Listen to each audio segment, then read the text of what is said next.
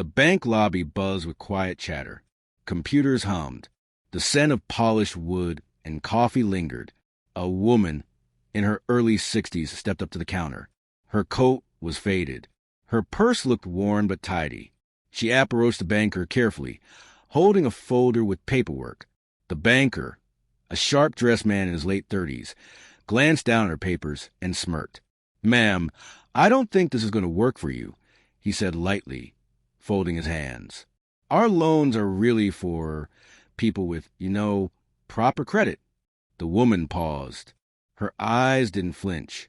She nodded slowly. "I understand," she said quietly. Other customers glanced over, some whispering, some looking away. The banker continued, leaning slightly on the counter. "You're welcome to apply, but realistically, it's not going to happen. Maybe you should try a smaller bank." "I'm just here to sign one paper," the woman said softly, placing the folder down. Her hands were steady. The banker raised an eyebrow. "One paper? Really?" She nodded. "Just one." The banker rolled his eyes but motioned for her to proceed. "Fine. Sign it, then."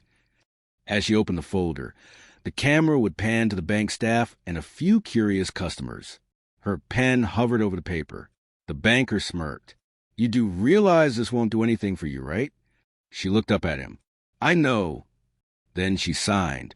The banker leaned forward, eager to finish the interaction quickly. "See?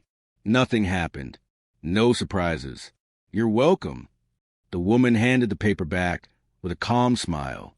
"Thank you." He barely looked at it before putting it in his drawer. The customers started murmuring among themselves. A moment later, the bank manager appeared mid-conversation with another teller. She noticed the woman. Her expression changed immediately. "Mrs. Langston?" the manager asked softly. "Yes," the woman said, standing patiently. The bank staff exchanged confused glances. The manager turned to the banker who had mocked her. "Do you know who she is?" The banker blinked. "No, why?" "She's one of our biggest clients."